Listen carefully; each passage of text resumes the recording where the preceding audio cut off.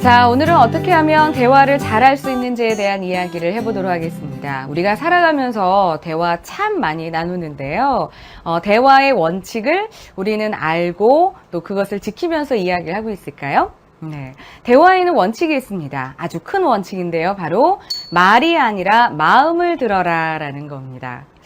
사실 정말 마음을 듣는다는 거 쉽지 않죠? 예를 한번 들어보도록 하겠습니다. 우리 부하 직원이 있어요. 이제 얘기를 합니다. 부장님, 이번 프로젝트요. 정말 열심히 했는데 결과가 좋지 않습니다. 죄송합니다. 라고 이야기를 합니다. 그러면 대부분의 부장님들은 야, 그래. 좀 더 열심히 좀 하지. 이게 뭐냐? 이렇게 이야기를 하는 경우가 종종 있으세요. 근데 이건 정말 마음을 들은 게 아니라 말을 들었을 경우에 해당된다고 할 수가 있습니다. 마음을 볼 줄 아는 부장님들은요, 이 사람이 굉장히 부장님한테 죄송한 마음도 있지만, 저 열심히 했는데 저도 좀 아쉽고 실망스러워요. 라는 그런 마음으로 사실은 이야기를 하는 거거든요. 그래서 마음을 아는 부장님은, 그래, 너도 좀 실망스럽지. 그냥 고생 많았다. 우리 다음에 또 한번 잘해보자. 라고 이렇게 이야기를 합니다. 그렇다면 말이 아닌 마음을 듣기 위해서는 어떻게 해야 될까요? 네, 상대방의 마음에 이름표를 붙여줘야 합니다. 감정에 이름표를 붙여주게 되면 훨씬 더 네이밍이 가능해지기 때문에 그 마음에 더 쉽게 공감해주고 말로 표현해줄 수 있는데요. 사실 다른 사람의 마음에 이름표를 붙여준다라는 거 쉽지 않습니다. 내 마음에 이름표도 못 붙이는데 어찌 다른 사람의 마음을 보고 그것에 이름표를 붙여주겠습니까? 그래서 평소에 자신의 마음, 다른 사람의 마음에 이름표를 붙여주는 그런 훈련이 굉장히 중요한데요. 요즘에는 상대방의 감정에 이름표도 잘 못 붙여주고요. 또 자신의 감정에도 이름표를 잘 못 붙여주는 사람들이 많이 있습니다. 대부분 내 마음이 기쁘면 감격스럽다, 기쁘다, 행복하다 이러한 다양한 긍정 단어를 쓰는 대신에요. 딱 한마디로 이야기를 하죠. 대박 이라고 이야기를 합니다. 그리고 짜증나거나 좀 이렇게 화가 나거나 하는 부정적인 그런 단어들도요. 여러 가지로 쓰는 것이 아니라 그냥 헐 이렇게 쓰는 경우도 많고요. 난 잘 모르겠다. 내 감정도 잘 모르겠다. 이런 것들을 그냥 아리까리하다라고 단순하게 이렇게 표현하는 경우가 많습니다. 그래서 여러분의 마음에 다양한 감정 단어를 붙여주면요. 훨씬 더 내 마음에 쏙 맞는 그런 단어를 선택할 수 있게 될 겁니다. 이렇게 디테일한 감정들에 사용되는 그 워딩들을 사람들과 이야기를 하면요. 훨씬 더 이 사람은 나랑 지금 공감하고 있구나, 소통하고 있구나 라는 생각들을 전해줄 수 있게 됩니다. 우리가 사실 대화가 잘 안 되는 이유가 있습니다. 이 첫 번째는 바로 고정관념인데요. 그 사람이 가지고 있는 어떤 선입견 때문에 대화가 잘 안 되는 경우가 있습니다. 당연히 저 사람은 저럴 거야. 저 사람은 어차피 말해도 내 말을 이해하지도 못하고 자기만 아는 그런 이기적인 사람이야 라는 그런 선입견으로 인해서 대화가 더 이상 진행이 되지 않는 경우가 있고요. 또 그 다음은 바로 또 이기적인 대화 때문에 대화가 잘 진행이 안 되는 경우가 있습니다. 너는 틀리고 나만 옳다라고 생각을 하는 거죠. 하지만 사실 내가 하는 생각은 진리가 아닙니다. 오류가 있을 수 있어요. 그러니까 나만 옳고 너는 틀리다라는 그런 생각을 버리는 게 대화에서는 굉장히 중요합니다. 자, 그리고요. 그 다음 숨겨진 분노 때문에 우리가 대화가 잘 안 되는 경우가 있습니다. 숨겨진 분노, 이것을 우리가 핫버튼이라고 이야기를 하는데요. 사람들은 각자가 갖고 있는 핫버튼이 있습니다. 그러니까 예를 들어 어떤 사람에게는요. 경제적으로 좀 무능하다라는 그런 생각이 자신의 핫버튼일 수 있어요. 그래서 싸움을 하는데 당신이 나한테 행복해하게 해준 거 있어? 당신이 언제 나한테 돈 많이 벌어다 준 적 있어? 이렇게 이야기를 하면 그 핫버튼을 가진 사람들은 상대방이 이해할 수 없을 정도로 격하게 화를 낼 수 있거든요. 그래서 이런 그 핫버튼은 건드리지 않는 것이 아주 굉장히 중요합니다. 자, 우리가 또 대화가 잘 안 되는 이유 중에 하나는 대화의 기술이 굉장히 부족해서입니다. 그래서 우리가 대화를 할 때 보면은 you message, 그러니까 너 나빠, 너 이렇게 하면 안 돼, 네가 이 모양 이 꼴이니까 이렇지? 이렇게 이야기를 하기 때문에 서로 오해가 많이 쌓이는데요. 우리가 이렇게 이야기를 할 때는 너 뭐야? 이렇게 you 메시지를 사용하지 않는 것이 굉장히 중요합니다. 자, 우리가 이렇게 대화에서는 사실 갈등이라는 것이 좀 생길 수밖에 없는데요. 사실 갈등이 생기는 건 당연합니다. 우리가 서로 살아온 어떤 레퍼런스 프레임, 어떤 준것들, 서로 간의 삶이 다르기 때문에 갈등은 당연히 생길 수밖에 없습니다. 이런 갈등을 느끼고 해결하는 사실은 과정에서 사람들과 더 깊어질 수도 있기 때문에 대화에서의 갈등을 너무 이렇게 스트레스 받아 하는 것은 옳지 않은 것 같고요. 예전에 우리 친한 친구들 그리고 내 인생에서 오래 남는 그런 친구들을 보면 서로 간의 갈등이 아예 없었던 친구들보다는 서로 갈등 상황에 놓였었는데 그런 것들을 슬기롭게 하나씩 풀어나갔던 그런 것들이 오히려 더 깊어지는 사이로 갈 수 있는 어떤 한 매개체가 됐었잖아요. 그러니까 갈등이 생기면 서로 좀 조율하겠다라는 그런 생각을 가지고 갈등이라는 것 자체에 너무 무서워하고 좀 이렇게 두려워하지 않았으면 좋겠습니다. 적극적으로 대화 나누시고요. 또 대화할 때 말이 아니라 마음을 듣는 건 여러분 잊지 마십시오. 자, 그럼 대화를 잘하기 위해서는 어떻게 해야 할까요? 첫 번째, 3B 하지 마라 라는 겁니다. 자, 3B는 비교, 비난, 부정인데요. 첫 번째, 비교에 대해서 알아보도록 하겠습니다. 비교하면 안 됩니다. 비교는 둘 이상의 사물을 견주어 서로 간의 유사점, 차이점, 일반 법칙 따위를 고찰하는 것을 우리가 비교라고 합니다. 우리가 직장 생활하다 보면 이렇게 비교를 의도치 않게 사용을 하게 되는 경우가 있어요. 아니, 왜 이 과장은 이걸 하는데 정 과장은 이걸 못해? 이렇게 비교를 하게 되면요.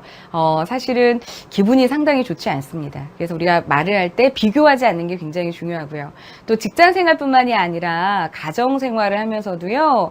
엄치나 엄마 친구 아들은 이렇게 하는데 너는 왜 이러냐? 이렇게 비교를 하게 되면 스스로의 자존감을 떨어뜨릴 수 있기 때문에 굉장히 좋지 않습니다. 그래서 그냥 이 과장 정 과장 비교하지 마시고요. 이런 점이 좀 부족해. 열심히 해보면 어떨까라고 이야기하는 것이 굉장히 중요합니다.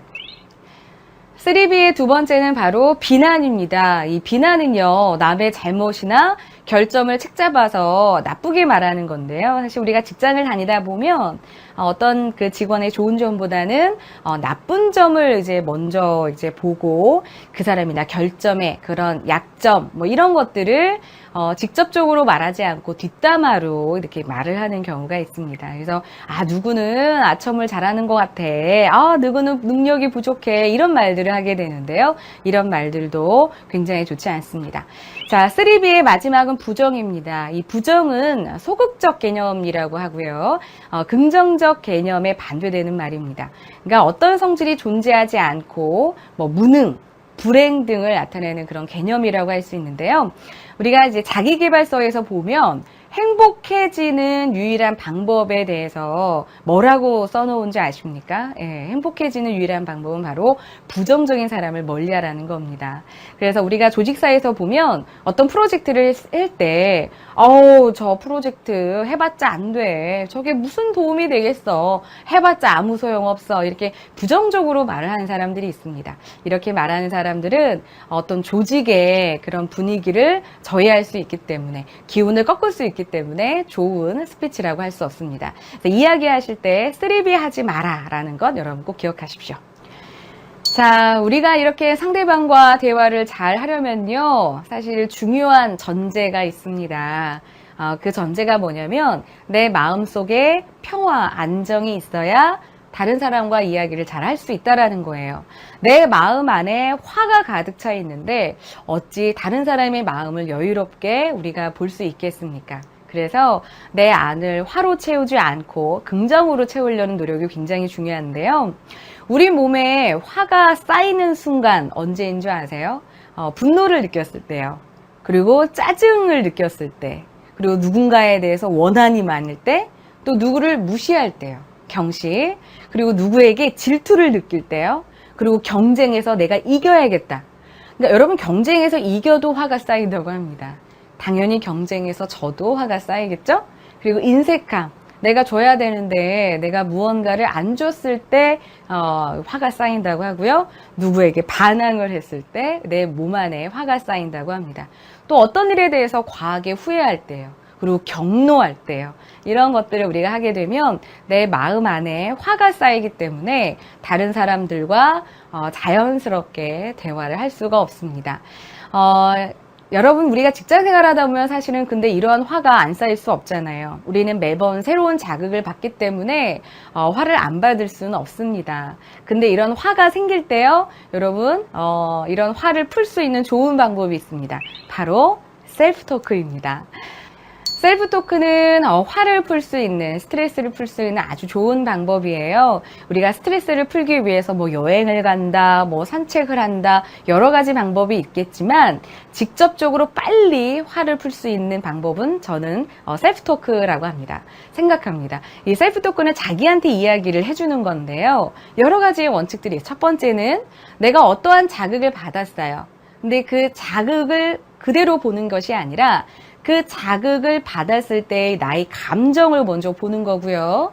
그리고 그 느낀 감정을 오지선다형으로 1번, 2번, 3번, 4번, 5번 객관형으로 배열을 해보는 겁니다. 그리고 그 중에 덜커덕 하고 걸리는 진짜 감정을 찾는 거고요. 그리고 그 감정을 선택한 다음에 그 감정을 나 스스로에게 말해주는 겁니다. 네. 그리고 마지막은요. 내가 이러한 감정에서 벗어나려면 무엇을 해야 하는지 마지막으로 생각의 전환을 하는 겁니다.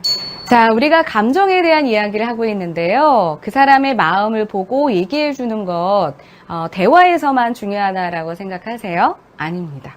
이 퍼블릭 스피치에서도 그 사람의 마음을 보고 얘기해 주는 것 굉장히 중요합니다. 그리고 내가 갖고 있는 감정을 표현하는 것 또한 굉장히 중요해요. 우리가 이제 이야기를 할 때, 퍼블릭 스피치를 할 때 내가 알고 있는 지식을 상대방에게 전달하는 것, 근데 이것만 가지고는요, 사실 너무 지루합니다. 그래서 그 지식을 전달할 때 내가 갖고 있는 감정을 함께 넣어주면 훨씬 더 생명력 있는 그런 스피치를 완성할 수 있습니다. 혼자 말하면 외롭지만 함께 말하면 외롭지 않다라는 말이 있거든요. 그래서 여러분이 갖고 있는 지식을 일방적으로 청자한테 이야기를 하는 것이 아니라 여러분의 감정을 섞어서 얘기하면요, 청자는 화자와 청자가 서로 함께 말하고 있다라는 느낌을 받을 수가 있어요. 그래서 훨씬 더 퍼블릭 스피치에서도 공감이라는 걸 형성할 수 있습니다. 여러분, 지식만 전달하는 스피치는요, 한계가 있어요. 너무 지루합니다. 우리 교과서에 있는 내용들 보면 다 주옥 같은 내용들이긴 하지만 지금까지 기억에는 잘 남지 않잖아요. 그래서 여러분이 누군가한테 기억나게끔 이야기를 하고 싶다면 꼭 감정을 섞어서 이야기를 해보셨으면 좋겠습니다. 자, 근데 이런 감정을 넣어서 이야기를 할 때 당연히 부정적인 감정보다는 긍정적인 그런 감정을 좀 많이 넣어야겠죠. 그래서 여러분, 내가 평상시에 내 감정 관리를 통해서 긍정적인 감정을 많이 넣으시고요. 그것들을 상대방과 잘 노출하면서 이야기를 해보셨으면 좋겠습니다. 커뮤니케이션을 잘한다라는 것은 감정을 서로 잘 나누는 겁니다. 감정을 넣게 되면요, 개인의 어떤 자기 노출도 더 효과적으로 할 수 있고요.